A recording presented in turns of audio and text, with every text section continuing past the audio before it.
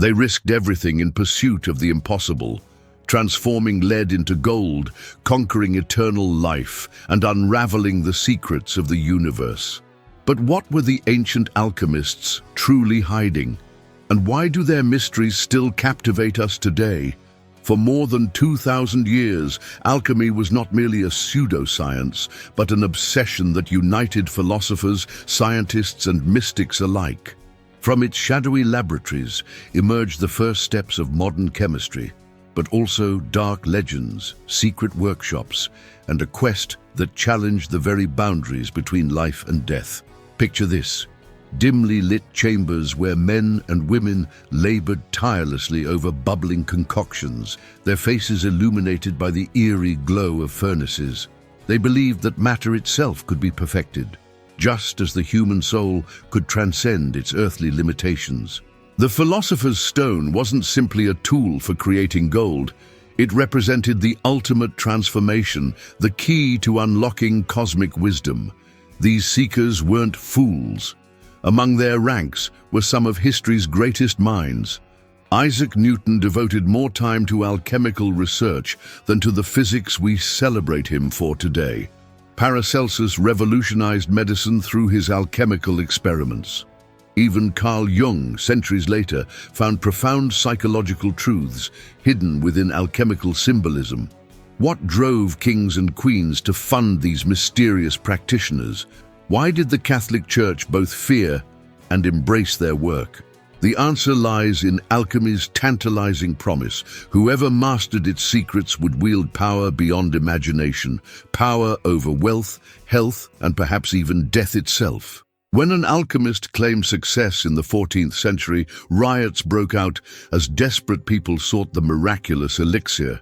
When another disappeared mysteriously after reporting a breakthrough, legends persisted for generations about immortal adepts walking among us, guardians of knowledge too dangerous for ordinary minds. If you love history and want to uncover the mysteries of great empires like this video, subscribe to the Legacy of Empires channel and don't miss a single episode. It all began in ancient Egypt, where priests in elaborate ceremonial garments worked diligently in temple workshops, blending the practical craft of metallurgy with what we might call magic. These weren't just craftsmen, they were keepers of divine knowledge. For these Egyptian priests, the transformation of metals was not merely a technical process, but a sacred art that mirrored the work of their gods. Picture the Temple of Ptah in Memphis around 3,000 years ago. Here, beneath towering columns inscribed with hieroglyphs, skilled artisans heated copper ores in blazing furnaces, adding mysterious substances and reciting prayers as they worked. The Egyptians believed that metals were living entities that grew within the earth, maturing from base substances into precious ones. By hastening this transformation, they weren't simply creating valuable objects, they were participating in a divine process. The very word alchemy reveals these Egyptian roots. It combines al, the Arabic article, with chem, the ancient name for Egypt, literally meaning the black land for its fertile soil. Egypt was seen as the birthplace of this sacred science, a gift from Thoth, the ibis-headed god of wisdom and writing. But it was in Alexandria, that magnificent cosmopolitan hub founded by Alexander the Great in the 4th century before Christ, where alchemy truly flourished and evolved. This city, with its legendary library containing hundreds of thousands of scrolls from across the known world, became the melting pot where Egyptian mysticism merged with Greek philosophy and Babylonian astrology. Within Alexandria's intellectual cauldrons, a remarkable transformation occurred. Alchemy became more systematic, more theoretical, and increasingly shrouded in secrecy. Greek thinkers contributed the concept of the 4 elements, earth, air, fire, and water, providing a philosophical framework for understanding material transformations. The Alexandrians developed elaborate laboratory equipment, sophisticated stills, furnaces, and vessels that would not look entirely out of place in a modern chemistry lab. Yet access to this knowledge was severely restricted. Initiates swore solemn oaths never to reveal the secrets they learned. Texts were written in complex codes and symbols comprehensible only to those who had received proper instruction. Some manuscripts deliberately included errors to mislead the uninitiated. The penalty for sharing alchemical secrets with outsiders could be death, not necessarily at human hands, but through divine retribution, as many believed these mysteries were not meant for common understanding. One fascinating account tells of Zosimos of Panopolis, an Alexandrian alchemist from the 3rd century, who described vivid visions of transforming spirits and bubbling cauldrons in his writings. Were these hallucinations from inhaling metallic fumes in his laboratory or profound spiritual experiences? For the alchemists, there was no separation. The material and spiritual realms were deeply intertwined. As Roman power declined and Alexandria's influence waned, these precious manuscripts were preserved by Syriac-speaking scholars, who eventually passed them to Arab intellectuals. Had these knowledge transfers not occurred, the flame of alchemy might have been extinguished forever during Europe's Dark Ages. So when we speak of alchemy's beginnings, we're not simply talking about primitive chemistry. We're describing a holistic worldview where science and spirituality were one and the same, where changing the properties of matter was inseparable from transforming the soul of the practitioner. It's this profound integration of the material and the mystical that made alchemy so much more than a mere precursor to modern science. His name was Hermes Trismegistus, Hermes the thrice great, a mystical figure who embodied the perfect fusion of two ancient wisdom traditions, the Greek messenger god Hermes and the Egyptian ibis-headed deity Thoth. But was he man or myth, divine or mortal? The truth is as elusive as the wisdom he supposedly imparted. Imagine this extraordinary figure, robed in starry garments, holding the caduceus staff in one hand and an emerald tablet in the other, standing at the crossroads between two mighty civilizations. The Greeks revered Hermes as the swift messenger who could travel between the realms of gods and mortals. The Egyptians worshipped Thoth as the inventor of writing, the keeper of magical knowledge, and the scribe who recorded the fate of souls in the afterlife. In the melting pot of Alexandria, where these cultures collided and merged around the 2nd century, these two gods became one, a supreme master of all secret knowledge. What made this figure so compelling wasn't just his divine heritage, but the texts attributed to him. The most famous, the Emerald Tablet, a mere dozen or so lines of cryptic text, became perhaps the most influential alchemical document ever written. Its central axiom, as above, so below, suggested that the macrocosm of the universe and the microcosm of human experience mirrored each other perfectly. This single principle became the cornerstone of alchemical thought for centuries to come. True, without falsehood, certain and most true, begins the Emerald Tablet. That which is below is like that which is above, and that which is above is like that which is below, to accomplish the miracles of the one thing. These words were not merely philosophical, they were seen as the key to practical alchemical work, suggesting that celestial forces could be harnessed to transform earthly matter. The Corpus Hermeticum, a collection of 17 Greek texts, supposedly authored by Hermes, expanded this wisdom into a complete spiritual system.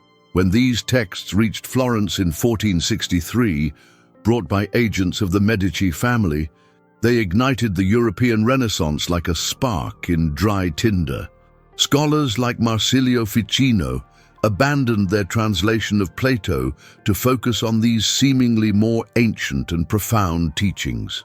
They believed they had discovered wisdom that predated even Moses, perhaps the original divine knowledge given to humanity.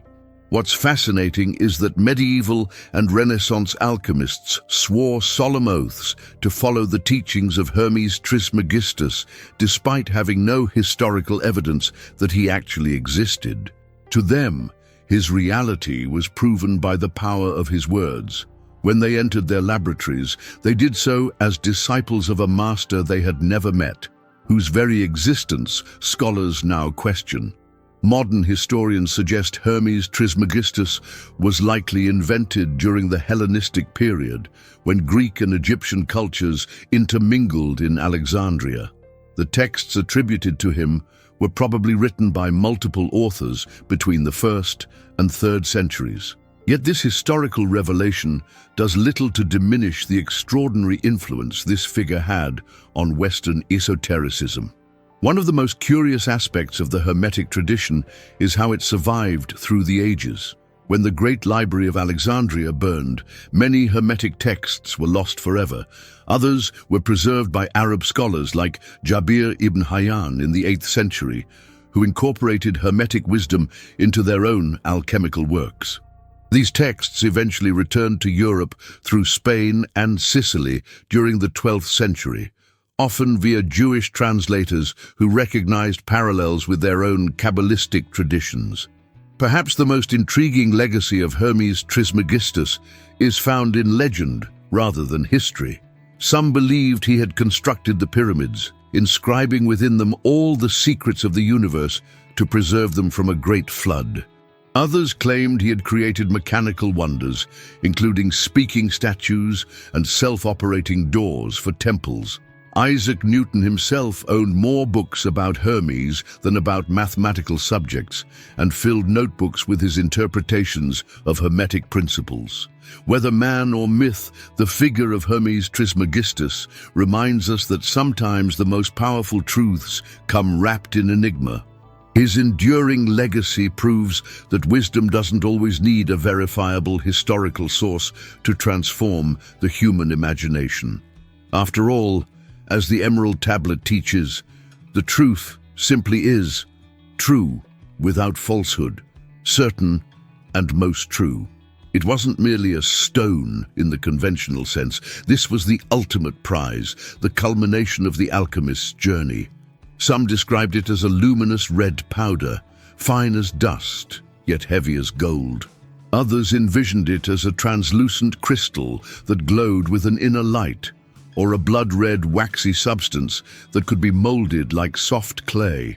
The philosopher's stone, lapis philosophorum, was as elusive in its form as it was in its discovery.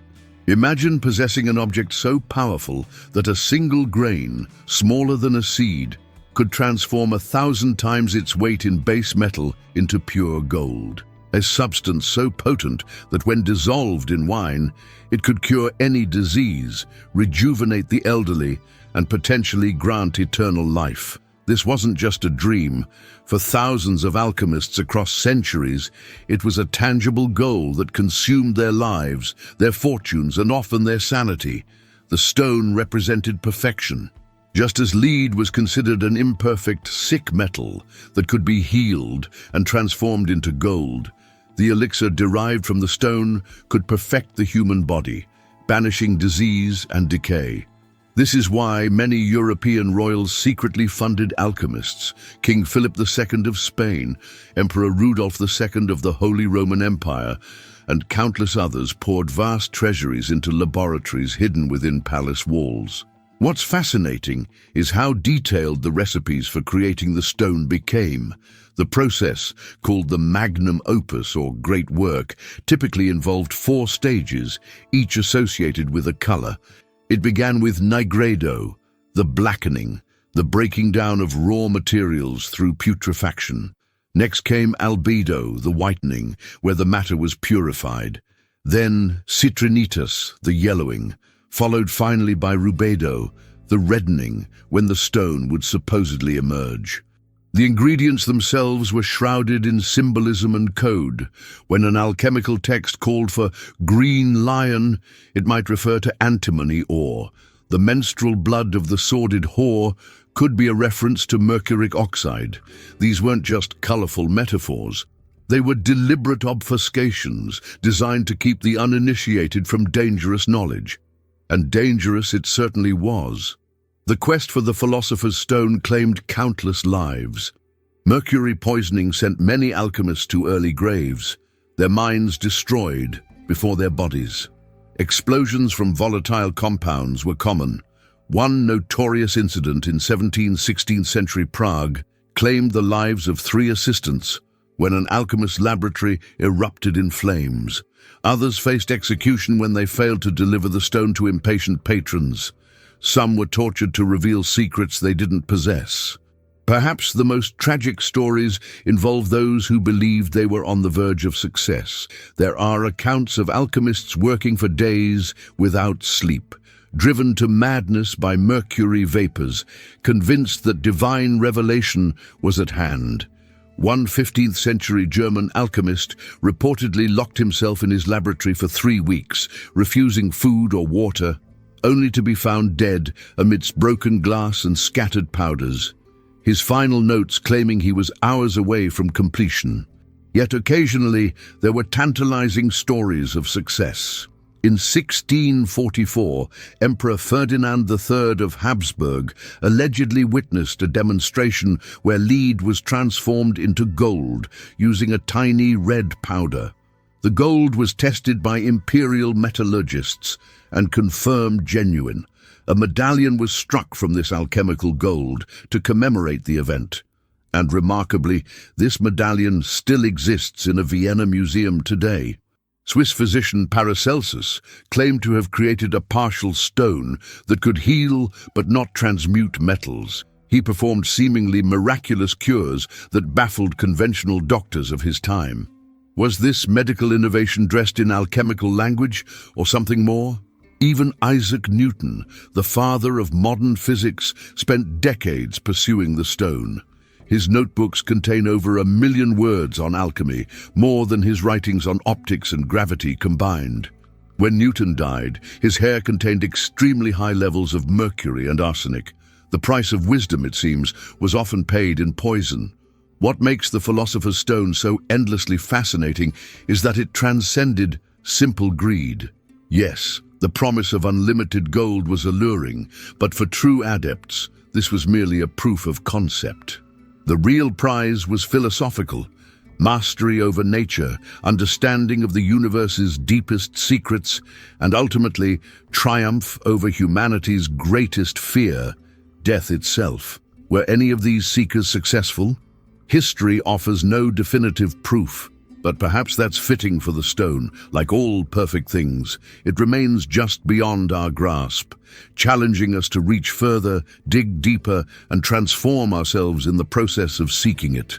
In the 14th century, a humble Parisian scribe named Nicolas Flamel became one of history's most celebrated alchemical success stories. According to legend, Flamel stumbled upon a mysterious 21-page book filled with strange symbols and diagrams. After decades of studying this text, he supposedly performed successful transmutation in 1382, turning mercury into silver and gold. Flamel and his wife Perenelle suddenly became extraordinarily wealthy, funding hospitals, churches, and homeless shelters throughout Paris. When they both disappeared around 1418, rumors spread that they hadn't died at all. They had achieved immortality through the Philosopher's Stone and simply vanished to live eternally in secret. A compelling tale, isn't it? For centuries, aspiring alchemists drew inspiration from Flamel's story. There was just one problem: it wasn't entirely true.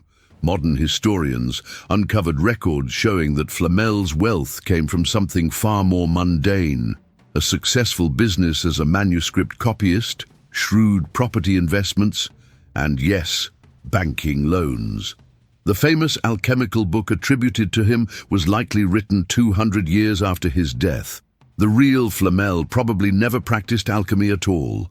Flamel wasn't unique. The history of alchemy is filled with colorful fraudsters who capitalized on the dreams of the wealthy and powerful.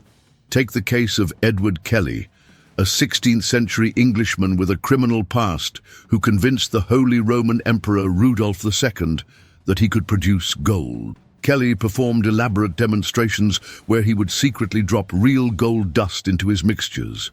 His deception earned him noble titles and vast estates until his lies caught up with him, leading to imprisonment and his eventual death trying to escape.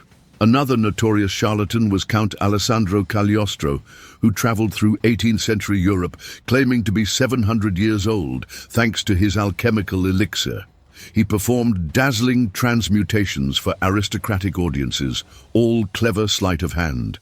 When Catherine the Great of Russia finally exposed him as a fraud, he fled to Rome, where he was later imprisoned by the Inquisition. But here's the fascinating paradox. Amid all these deceptions and delusions, real scientific progress was being made. The alchemists' obsessive experimentation led to genuine discoveries and techniques that formed the foundation of modern chemistry. As they heated, cooled, dissolved, and distilled countless substances in their quest for the philosopher's stone, they were inadvertently building a practical understanding of chemical processes. Consider the development of distillation apparatus, alembics, retorts, and condensers that allowed for the separation and purification of substances. These tools, refined in alchemical laboratories, would later become essential equipment for scientific chemistry. The methods alchemists developed to create aqua regia, a powerful acid mixture that could dissolve even gold, the king of metals, represented a genuine chemical breakthrough. Or take Johann Friedrich Böttger, a German alchemist imprisoned by Augustus the Strong of Saxony until he could produce gold. Böttger never succeeded in creating precious metals, but during his captivity he discovered something else valuable: the formula for European hard-paste porcelain, breaking China's monopoly on fine ceramics and launching the famous Meissen porcelain industry. Perhaps most importantly, alchemy established the experimental method, the systematic testing of theories through careful observation. When Robert Boyle published The Skeptical Chymist in 1661, he criticized alchemical theory while preserving its experimental approach, helping to birth modern chemistry. Even the concept of transmutation itself wasn't entirely wrong. In 1938, scientists at Berkeley successfully transformed mercury into gold using a cyclotron, a nuclear particle accelerator. Of course, the process cost far more than the value of gold produced, but it proved that transmutation was possible, just not through the methods alchemists had available. And did you know that Isaac Newton spent more time writing about alchemy than about physics? That's right. The father of classical mechanics filled thousands of manuscript pages with alchemical notes and experiments. If you're enjoying this video, like, share, and subscribe to the Legacy of Empires channel. Leave a comment below. Do you think the Philosopher's Stone could possibly exist in some form? Did alchemy die? Not at all. It transformed, much like the substances in the alchemist's flasks, into something new yet fundamentally connected to its origins. Modern chemistry didn't replace alchemy. It emerged from it, like a butterfly from a chrysalis, carrying the genetic memory of its predecessor. Consider Robert Boyle, often celebrated as the father of modern chemistry. In 1661, when he published The Skeptical Chymist, he was challenging alchemical theories, yet Boyle himself was a passionate alchemist who conducted countless experiments searching for the philosopher's stone. His laboratory notebooks reveal a man straddling two worlds, the ancient mystical tradition and the emerging scientific method. His innovation wasn't to reject alchemy entirely, but to separate its practical methods from its philosophical framework. Boyle wasn't alone in this intellectual transition. Isaac Newton, Antoine Lavoisier, and many other pioneers of early modern science were deeply influenced by alchemical thinking. When Lavoisier identified oxygen and disproved the phlogiston theory in the 1770s, he was building on centuries of alchemical experiments with combustion and calcination. The most striking example of this continuity comes from an unlikely source, Johann Wolfgang von Goethe. Today we remember him primarily as the author of Faust, but Goethe was also a scientist who conducted alchemical experiments throughout his life. He understood something profound, that the alchemist's holistic vision, seeing connections between all natural phenomena, offered insights that a purely mechanical view of nature might miss. What's truly remarkable is how many alchemical dreams eventually came true, albeit in ways the original practitioners could never have imagined. Take the elixir of life, that mythical potion promising health and longevity. While we haven't achieved immortality, modern pharmaceuticals have dramatically extended human lifespans. Antibiotics, vaccines, and other medicines have conquered diseases that once decimated populations. When Alexander Fleming discovered penicillin in 1928, he was unwittingly fulfilling the alchemist's quest for healing substances and saving millions of lives in the process. Even the transmutation of elements, the most ridiculed aspiration of alchemy, became reality in the 20th century. In 1941, scientists at Harvard University used a cyclotron to bombard mercury with neutrons, successfully transforming it into gold. The process consumed far more resources than the value of gold produced, but it proved the alchemists weren't entirely wrong, just several centuries ahead of the technology needed to achieve their goal. The periodic table itself, chemistry's crowning achievement, carries echoes of alchemical thinking. When Dmitri Mendeleev arranged the elements by atomic weight in 1869, revealing patterns and relationships between them, he was fulfilling the alchemical intuition that all matter is interconnected and organized according to cosmic principles.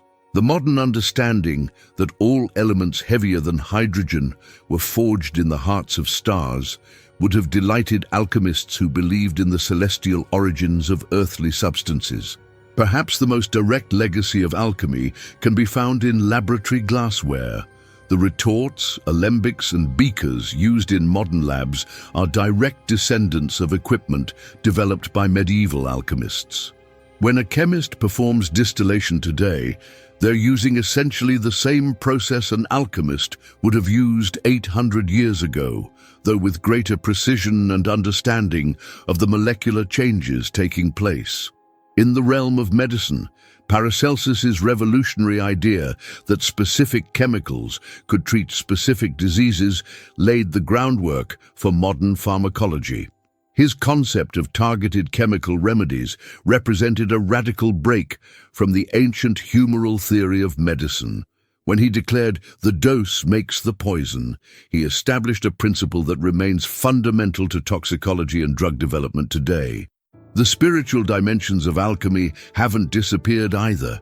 They've been transformed. Carl Jung, the Swiss psychologist, recognized that alchemical symbols and processes offered profound metaphors for psychological transformation. The alchemical stages of nigredo, albedo, and rubedo became, in Jung's interpretation, representations of the journey towards psychological wholeness. His concept of individuation, the process of integrating the unconscious, draws heavily on alchemical imagery and ideas. Even in our digital age, the alchemical legacy persists in surprising ways. When computer scientists talk about transforming data, when geneticists discuss gene editing, when nanotechnologists manipulate matter at the atomic level, they're engaging in modern forms of transmutation, changing one thing into another through knowledge and technique. The ultimate irony: modern nuclear reactors routinely perform transmutation as uranium undergoes nuclear fission, transforming into various elements, including small amounts of gold. The alchemist's dream has become an everyday reality in nuclear physics, a field that, like chemistry, emerged from the long, winding path that began in those smoke-filled medieval laboratories where dreamers sought to unlock the secrets of matter itself. Open any genuine alchemical manuscript, and you'll find yourself facing a bewildering array of cryptic symbols, mythological references, and elaborate illustrations. Behind these formulas lay complex codes. The flight of the crow wasn't about birds at all, but described the darkening of metals under heat.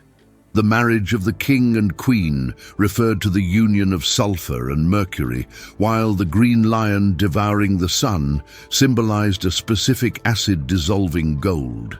Why this obsession with secrecy? Imagine yourself in medieval Europe, where challenging the established order of knowledge could mean death. Many alchemists encoded their work not merely to protect trade secrets, but to protect their very lives from the flames of the Inquisition. When the Church held absolute authority over what constituted acceptable knowledge, exploring the mysteries of matter through experimentation walked a dangerous line between natural philosophy and forbidden magic. Consider the fate of Giordano Bruno, who was burned at the stake in 1600 after advocating for Hermetic philosophy alongside his astronomical theories.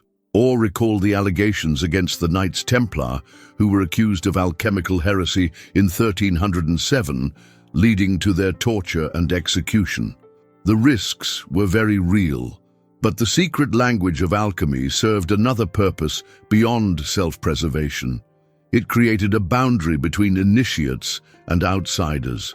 When an alchemical text described feeding the white eagle with the blood of the red lion, only those who had undergone proper training would understand this referred to combining specific substances in precise proportions.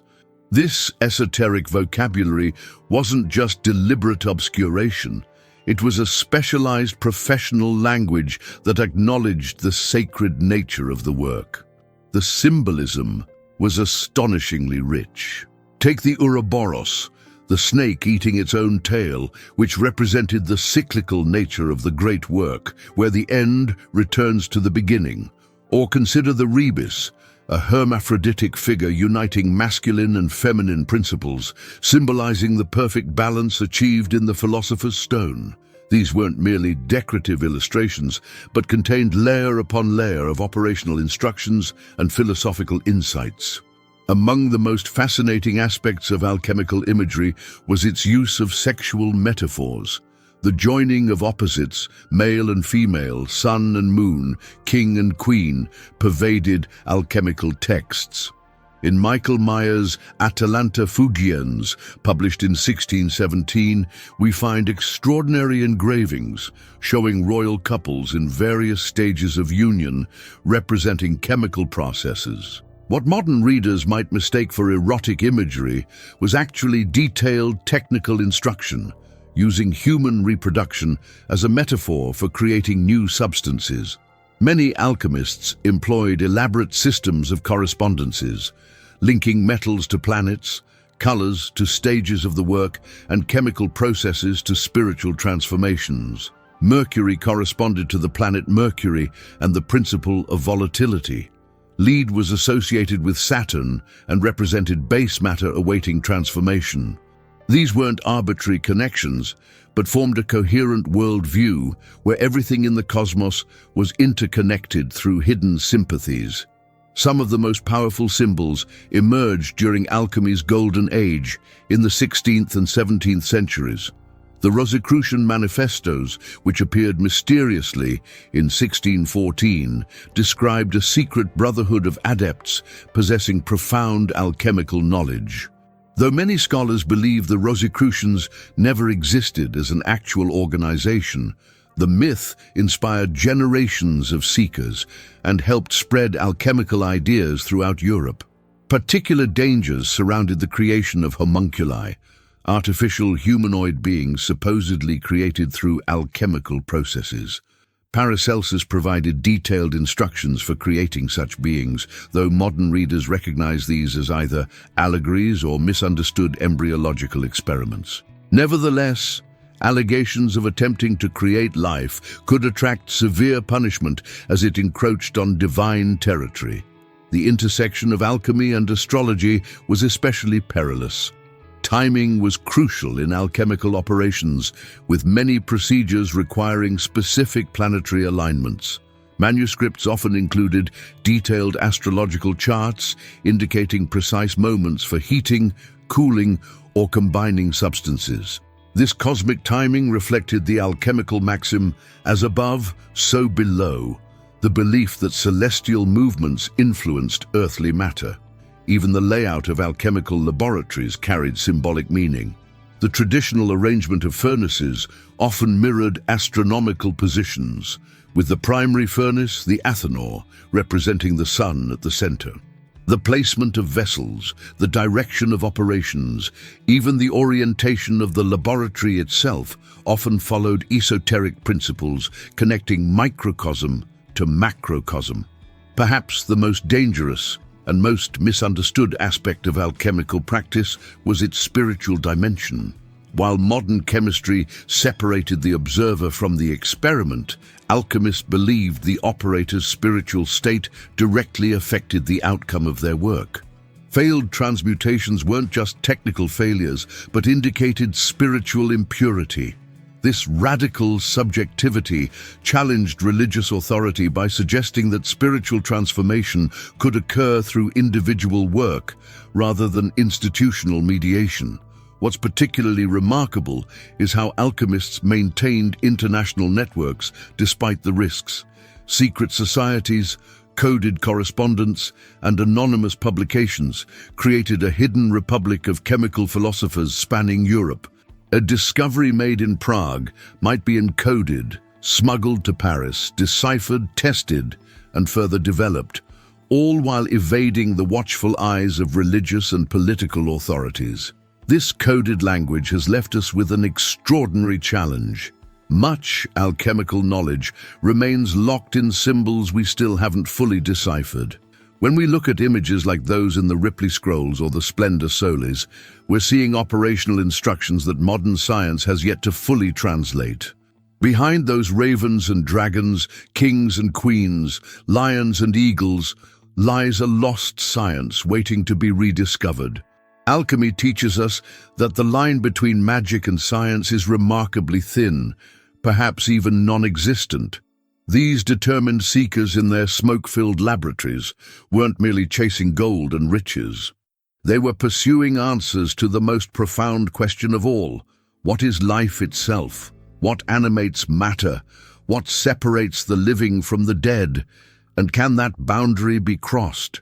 When an alchemist heated mercury and sulfur, watching them combine and transform, they weren't just observing a chemical reaction, they were witnessing a microcosm of creation itself. Their work embodied a philosophy that saw no separation between the material and the spiritual, between the observer and the observed. In many ways, they anticipated quantum physics recognition that the observer affects the experiment, a concept that would have seemed perfectly natural to a 16th century alchemical adept. The alchemists' greatest legacy may be their reminder that knowledge is never complete, that nature always holds more secrets than we've uncovered. They worked at the edges of understanding, in the liminal spaces where what we know meets what we don't yet comprehend. Isaac Newton, after decades of alchemical research, famously said he felt like a boy playing with pebbles on the shore while the great ocean of truth lay undiscovered before him. That humility before the mysteries of existence is perhaps their most valuable lesson. Consider how the alchemical worldview still resonates today. When modern researchers explore consciousness, when quantum physicists discuss the observer effect, when environmental scientists advocate for seeing Earth as an interconnected living system, they echo the holistic perspective that alchemists embraced centuries ago. The ancient wisdom wasn't wrong.